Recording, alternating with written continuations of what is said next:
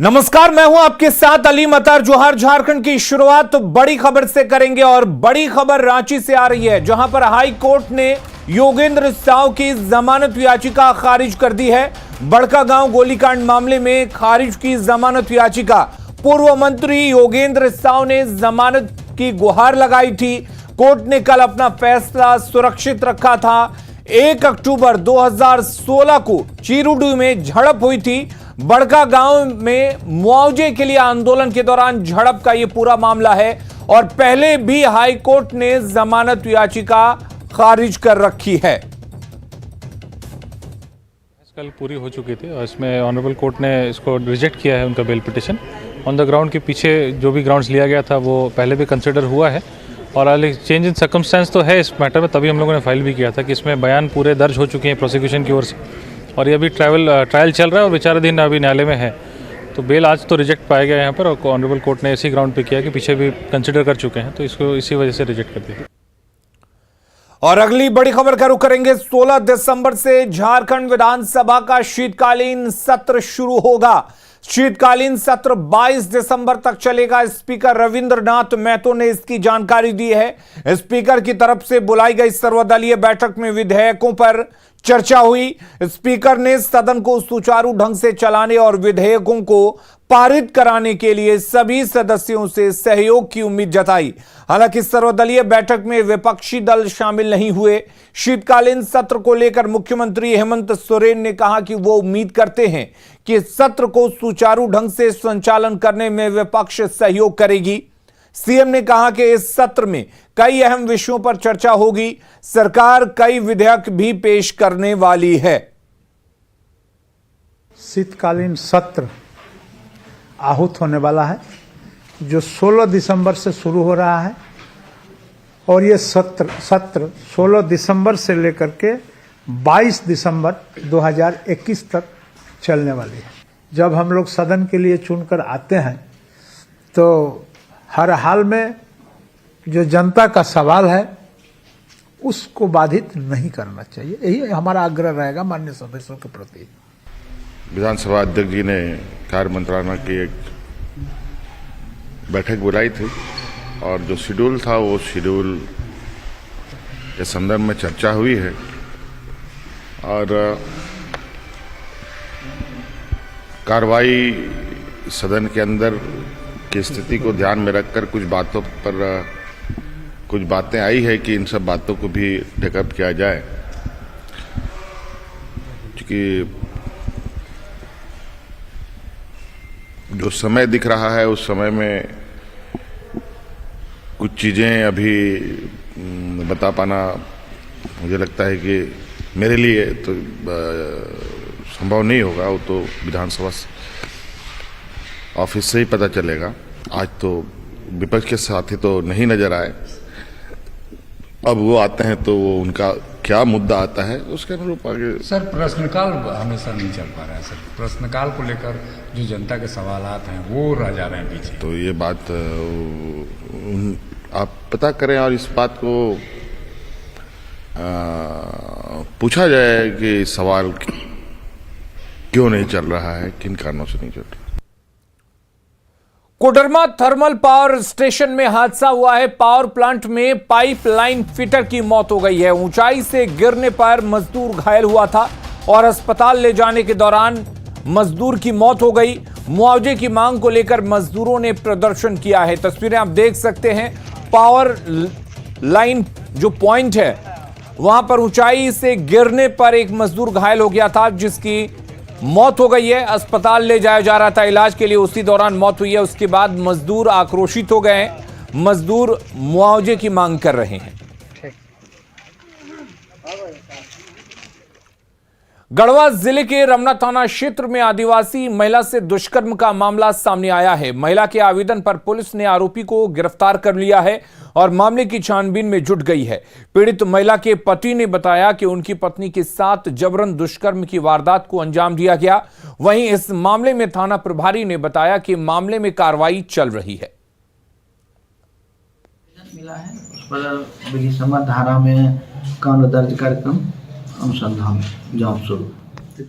जमशेदपुर के मानगो में जंगल में 11 साल के नाबालिग सुजीत गोराई का शव संदिग्ध हालत में बरामद किया गया था। मामले में अब तक किसी की गिरफ्तारी नहीं हुई है। आज गोराई समाज का प्रतिनिधि मंडल जिला पुलिस मुख्यालय पहुंचा और मामले की गंभीरता से जांच करने और कानूनी कार्रवाई करने की मांग की। 11 सितंबर को कुमरुम बस्ती से सटे दलमा पहाड़ी पर सुजीत की लाश मिली थी। ग्रामीणों का कहना है कि पहाड़ 18,000 मीटर की ऊंचाई पर है और वहां कोई खेलने तक नहीं जाता। ऐसे में सुजीत की लाश मिलना आपराधिक घटना की तरफ इशारा कर रहा है। ग्रामीणों ने पुलिस कप्तान से कार्रवाई करने की गुहार लगाई है। 11 सितंबर को पहाड़ का ऊपर में लाश मिला। लाश मिलने पर हमारा बच्चा बस्ती में खेल रहा था, कूद रहा था। उसको कोई ने कोई उठा के ऊपर ले गया, कोई ने कोई हत्या किया, कोई ने कोई मारा है। सुजीत गोराई नामक 11 वर्षीय एक बच्चे की मौत लगभग 3 महीने पहले हुई थी। उसके बाद हम लोगों ने यहाँ ज्ञापन दिया था एसपी ऑफिस में, लेकिन अभी तक उस पर कोई कार्रवाई नहीं हुई है, ना ही कोई पूछताछ किया गया है। तो इससे ये पता चलता है कि प्रशासन इतनी सुस्त अगर रहेगी तो न्याय कैसे गरीब को मिलेगा। गुमला के बसिया और कामडारा के जंगली इलाके में 28 हाथियों का झुंड एक हफ्ते से डेरा डाले हुए है। जंगली हाथियों को भगाने की कवायद तेज हो गई है। जंगली हाथियों को भगाने के लिए पूर्व स्पीकर दिनेश उरांव हाथ में मशाल लेकर निकले।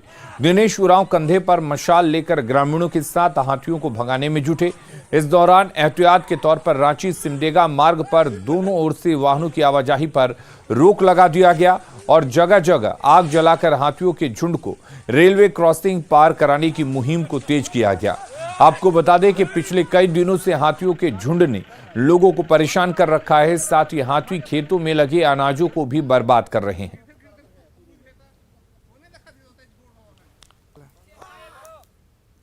झारखंड राज्य में अंधविश्वास का खेल लगातार जारी है। गुमला के दुर्गम जंगलों और पहाड़ों के बीच गुफाओं में झाड़ फूंक और अंधविश्वास का खेल किस तरह से खेला जाता है, इसकी एक एक्सक्लूसिव और रोंगटे खड़ी कर देने वाली तस्वीर हम आपको दिखाने जा रहे हैं। दावा है कि इन शक्तियों से किसी भी बीमारी को चुटकियों में दूर किया जा सकता है। साथ ही कोर्ट कचहरी में चल रहे मामलों में भी जीत दिलाई जा सकती है। देखिए न्यूज़ 18 की एक्सक्लूसिव रिपोर्ट।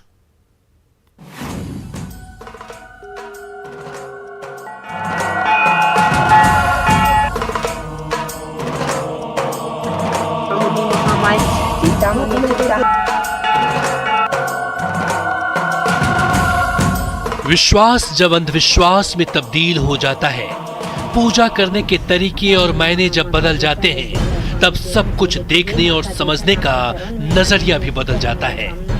गुमला के पहाड़ों पर बिहड़ जंगलों में खामोशी के साथ कुछ ऐसा करने की कोशिश होती है जिसे देखकर हर कोई चौंकने पर मजबूर हो जाता है। गुमला के आंजन पहाड़ से दूर करीब 4 किलोमीटर की दूरी पर पहाड़ की दूसरी श्रृंखला पर बिहड़ जंगलों के बीच मौजूद है चांद गुफा। इस गुफा पर आम लोगों का पहुंचना बेहद मुश्किल भरा है, लेकिन अंधविश्वास और झाड़ फूंक में विश्वास करने वाले लोग पर शक्तियां प्राप्त करने के दावे के साथ यहां पहुंचते हैं। पहाड़ के बीच घनघोर जंगल और पथरीले रास्तों के बीच हमें 3 लोग कुछ विचित्र अंदाज में चलते नजर आए। ऐसे में हमने भी उनके पीछे अपना सफर शुरू कर दिया। घुमावदार रास्ता, जंगल और खड़ी पहाड़ी को पार कर जब हम चांद गुफा पहुंचे तो जो कुछ हमारे आंखों के सामने था वह बेहद ही चौंकाने वाला था। मुनि महामाय चिंतामणि चिंता हरण करके आज बन शक्ति सरना माता लेके देखो, देवी देवता लेके देखो, हलुका या हलुक माते। गुमला के पहाड़ी इलाके रहस्य और रोमांच से भरे हैं, लेकिन इन पहाड़ी इलाकों में गुफाओं में ऐसा बहुत कुछ है जो देखने के लायक है, समझने के लायक है। लेकिन वो क्या है, यहाँ लोग किस तरह की पूजा करते हैं, आज आपको एक्सक्लूसिव तस्वीर हम दिखाने के लिए जा रहे हैं। कि आप देख रहे हैं कि हम इस समय गुमला के एक ऐसे पहाड़ के पास हैं जो बिल्कुल शहर से कह सकते हैं कि 9 किलोमीटर की दूरी पर कई पहाड़ों के बीच में एक गुफा है। उस गुफा में किस तरह की पूजा चल रही है आप देखकर अनुमान लगा सकते हैं। और देख रहे हैं कि पहाड़ की इस गुफा में लगातार यहाँ पर जाप किया जा रहा है और यहाँ जो पूजा चल रही है आप देख रहे हैं कि पूजा के जो सामान हैं उस सामान को देखकर भी आप समझ सकते हैं कि किस तरह की पूजा चल रही है। यहाँ पर हम बात करेंगे कि आप लोग यहाँ पर क्या कर रहे हैं, किस तरह की पूजा हो रही है। यहाँ हम लोग पूजा मनोकामना पूरा करने के लिए मतलब मांग रहे हैं माता चांद माँ से मांग रहे हैं। हमारा मांगे पूरा हो जाती है तो हमको खुशी आती है और विश्वास होती है कि माता यहाँ पर सच्चा हम लोग को जो सोचते हैं मांगते हैं वो पूरा होती है।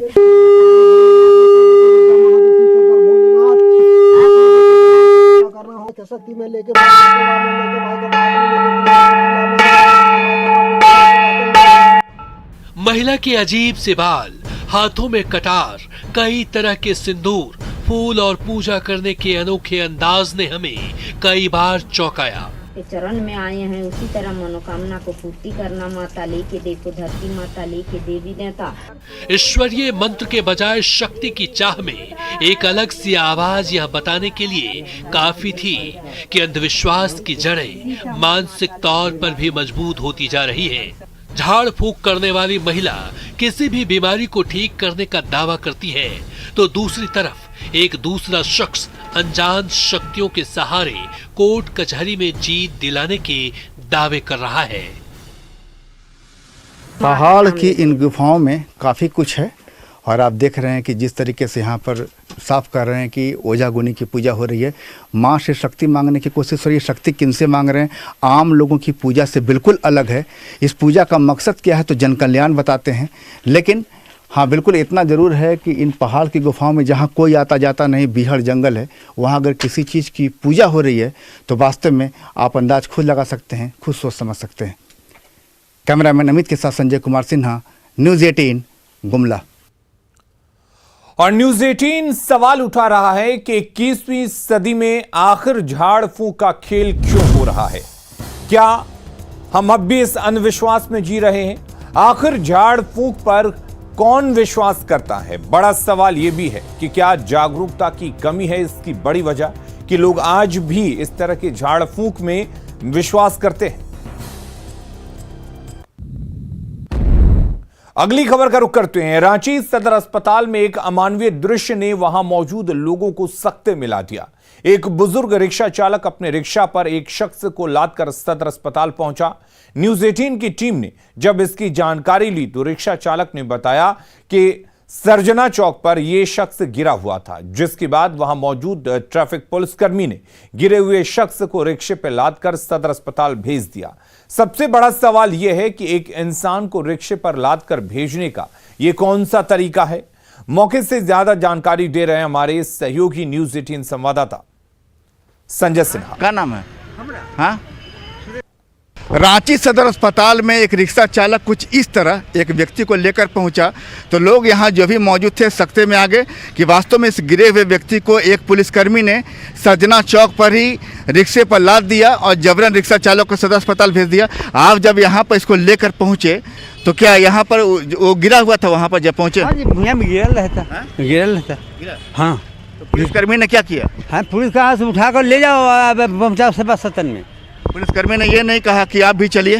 न पुलिस कहाँ से, वो 200 आदमी के भेजा तब वो नहीं रह गया, नहीं पहुँचा। हमारे साथ में खुद नहीं आए? नहीं है। तब हम तो हंडी धर लेते, हम तो लेकर आए करेंगे। ये व्यक्ति क्या इसको नहीं, आप जब देखे तो इसके अगल बगल कोई और भी था? ना। और बदहवास स्थिति में ये सड़क पर रांची के सर्जना चौक पर गिरा हुआ था, जिसके बाद एक पुलिसकर्मी ने इसे उठाकर रिक्शे पर जिस तरीके से लादा आप खुद देख सकते हैं और फिलहाल इसे रांची सदर अस्पताल में ले जाया जा रहा है। कैमरामैन संजीव तिवारी के साथ संजय कुमार सिन्हा, न्यूज़ 18 रांची। गिरिडीह में गुप्त सूचना के आधार पर उत्पाद विभाग की टीम ने अवैध शराब के खिलाफ बड़े पैमाने पर छापेमारी की, जिसमें करीब 300 लीटर महुआ शराब नष्ट किया गया। उत्पाद निरीक्षक ने बताया कि बगुदर बस स्टैंड के अंदर लगातार अवैध शराब बेचने की सूचना मिल रही थी। पुलिस ने कई शराब कारोबारियों को गिरफ्तार भी किया है और उनसे पूछताछ की जा रही है। बगोदर बस स्टैंड के निकट छापामारी किया, जिसमें दासो साव के यहाँ से करीब 10 लीटर महुआ शराब बरामद हुई। वो अपने खिचड़ी परोस की दुकान में बिक्री करते थे और वहीं एक आदमी मोटरसाइकिल नंबर JH02Z 9496 से पूरे गाड़ी में करीब 60 लीटर महुआ शराब था। गढ़वा में चोर पुलिस के लिए सिरदर्द बने हुए हैं। शहर के एक बड़े व्यवसायी के दुकान में चोरों ने भीषण चोरी की है और लाखों रुपए कैश लेकर फरार हो गए। इसके पहले भी चोरों ने बड़ी घटना को अंजाम दिया है, लेकिन पुलिस अभी तक कुछ नहीं कर पाई है। अपराधी पर का ग्रिल काट करके, ग्रिल मत के उसको सिटकनी कहिए, ताला बंद था, ताला सिटकनी काट के इंटर किए हैं। फिर आपने कैश काउंटर में सब कैश काउंटर का ड्रावर तोड़ के, अलमारी तोड़ के, और हमारे 3 दिन का जो सेल था, जो बैंक नहीं गया था, कुल 12,92,786 रुपया ले गए। मेरे घर चोरी हुआ था, आज 2 महीना बीतने वाला है, उसका भी पता नहीं चला। और आज फिर हमारे मोहल्ला में ही मेरी टाइप से फिर से चोरी हुआ, बाबा कमलेश कपड़ा दुकान के यहाँ, और कुछ पैसे लेके चले गए। और सेम मेरे घर जैसे चोरी हुआ था वैसे ही चोरी। रानी बाजार मार्केट में कमलेश कपड़ा दुकान का ये होलसेलर है। बीते रात उसमें अज्ञात चोरों के द्वारा घुसकर कैश काउंटर से कैश की चोरी की गई है। लगभग कितनी कैश गई है सर? 10 से 11 लाख के बाद में बताई जा रही है। चतरा का सुदूरवर्ती गांव आजादी के बाद भी विकास से कोसों दूर है। यहां बैरियोत्री, रोडियोत्री और गम्हारतरी गांव में मूलभूत सुविधाओं का अभाव है। जिला मुख्यालय से महज 18 किलोमीटर दूर स्थित इस गांव में 300 घरों की आबादी है, लेकिन गांव से गुजरने वाले रास्ते खराब हैं। गांव में चिकित्सा सुविधा भी नदारद है। वहीं पूरा गांव बिजली की समस्या से जूझ रहा है। यहां के जनप्रतिनिधि सिर्फ वोट मांगने आते हैं, लेकिन बाकी समय गायब रहते हैं। सड़क नहीं है, बिजली नहीं है, स्कूल है फिर भी वहाँ मतलब मैडम नहीं आती है, टीचर नहीं आती है। नहीं चल रहा है, जहाँ तहाँ उधर ऐसी बांध है, तार उड़ जल गया, उसका बाद कोई नहीं कुछ किया, जैसे तैसे ही पड़ल है और कुआं का पानी पीते हैं। पाकुड़ के लिट्टीपाड़ा में ग्रामीणों को पीने के पानी की समस्या है। यहां के लोग पहाड़ी झरने और कुएं के ऊपर निर्भर हैं। कई सालों से ग्रामीण अपनी मांग को लेकर जनप्रतिनिधियों से गुहार लगा चुके हैं, लेकिन उन्हें आश्वासन के सिवा कुछ नहीं मिला। इस गांव में 40 परिवार रहता है, लेकिन प्रशासन की तरफ से ध्यान नहीं दिया जा रहा है। समस्या है हम लोगों का, यहाँ पे हम लोग 40 परिवार हैं यहाँ पे। उसके बाद हम लोग के यहाँ पानी का बहुत दिक्कत है। ऐसे अभी तो दिक्कत नहीं है, लेकिन मार्च के बाद हम लोग बहुत मुश्किल से हम लोग पानी लाते हैं। पानी सूख जाने से हम लोग 3 किलोमीटर लाने के लिए जाते हैं। अभी फिलहाल कहाँ का पानी पीते हैं? अभी कुआं झरना का है, और सूखने के बाद तब हम लोग के लिए दिक्कत हो गया। अभी तो कुआं धंसने वाले हैं और एक भी चापाकल नहीं है, और चापाकल रहने से हम लोग चापाकल के पानी पी सकते हैं। और रुक करते हैं इस वक्त एक बड़ी खबर की। पाकुड़ से बड़ी खबर आ रही है। पाकुड़ में आपसी विवाद में बमबाजी हुई है। बमबाजी में एक शख्स की मौत हो गई है। घटना में 3 लोग जख्मी हुए हैं और मामले की जांच में फिलहाल पुलिस जुटी हुई है।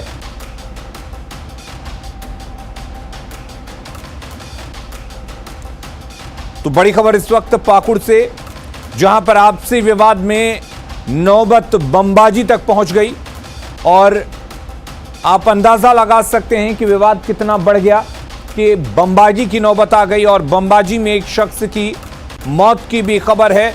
वहीं 3 लोग जख्मी भी हुए हैं इस पूरी घटना में। फिलहाल पुलिस मामले की जांच में जुटी हुई है। पुलिस पहुंची हुई है और मामले की जांच कर रही है कि आखिर घटना के पीछे की क्या वजह थी। आखिर क्या वजह थी कि इतनी बात बढ़ गई, जो बमबाजी की नौबत आ गई। किस तरह के बम का इस्तेमाल किया गया, बम कहां से लाया गया, किस तरह के विस्फोटक का इस्तेमाल किया गया, ये तमाम चीजें जांच का विषय हैं, जिसको पुलिस फिलहाल जांच रही है। लेकिन आपको बता दें कि आपसी विवाद में बमबाजी हुई है और इसमें एक शख्स की मौत हुई है, 3 लोग जख्मी हुए हैं।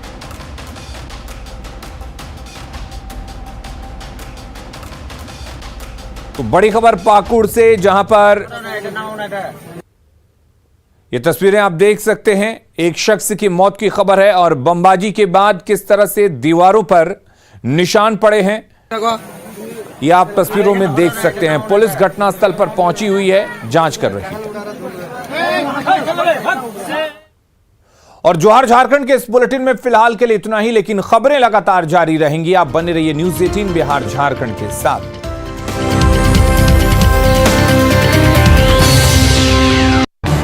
इस न्यूज हेडलाइंस के प्रायोजक